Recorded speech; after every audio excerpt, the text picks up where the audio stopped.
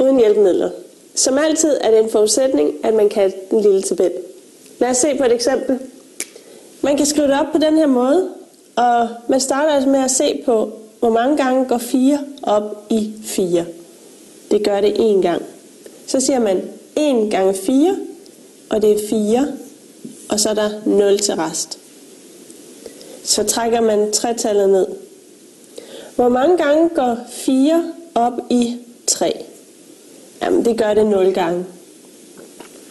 Så siger man 0 gange 4, det er 0, og så er der altså 3 til rest. Så trækker man 2-tallet ned. Så siger man, hvor mange gange går 4 op i 32, og det gør det 8 gange. 8 gange 4, det er 32, og så er der 0 til rest. Så vi er heldige, vores stykke det går op, og hvis man vil gøre prøve, så kan man sige 4 gange 108, det skulle altså gerne give 432. Hvis vi sådan laver et overslag, så kan vi sige 4 gange 100, det giver selvfølgelig 400, så det ser nok rigtigt ud. Lad os prøve et stykke til herovre. 891 divideret med 9. Ligesom før, vi startede med at sige 9. Hvor mange gange går det op i 8? Jamen det går jo 0 gange op i 8. 0 gange 9, det er 0. Og så er der 8 til rest. Så trækker vi 9 ned. Så siger vi 9. Hvor mange gange går det op i 89? Ja, 9 gange 9, det er i hvert fald 81. Så 9 gange 9, det er altså 81. Og så er der 9 minus 1, så er der 8 til rest.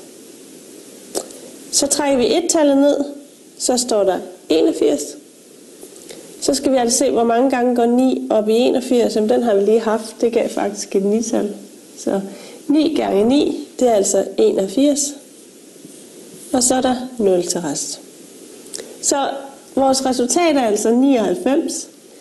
Og hvis man vil gøre prøve, så kan man jo sige 9 gange 99, det kan vi ikke lige regne ud, så siger man 9 gange 100, det er 900, så det ser nok også rigtigt ud, det vi har fået. Lad os se på et eksempel, hvor vi ikke har 0 til rest, altså et stykke, der ikke lige går op. Og 5 går altså ikke lige op i 457. Lad os se, hvordan vi gør.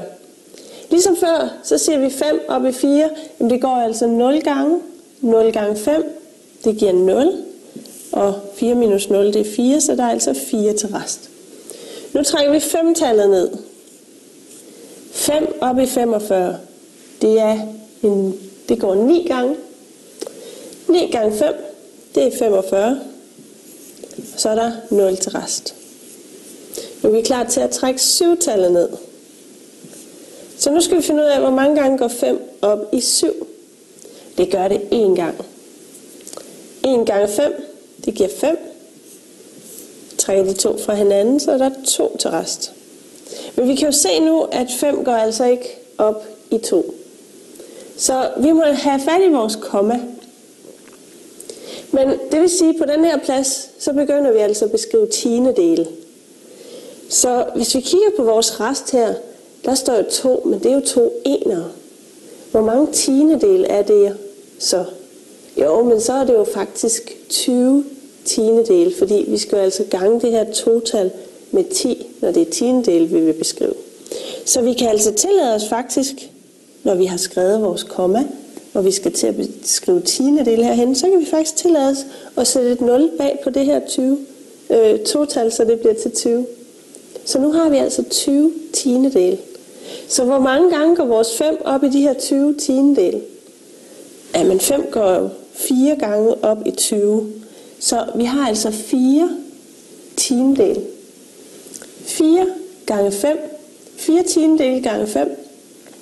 Det er 20 tiendedele, som vi altså har stået hernede. Jamen, så er der 0 til rest. Og vores stykke må altså give 91,4. Nullet her, det er overflødigt at skrive. Lad os se, om det ser rigtigt ud. Lad os se om 5 gange 91,4, om det må give 457.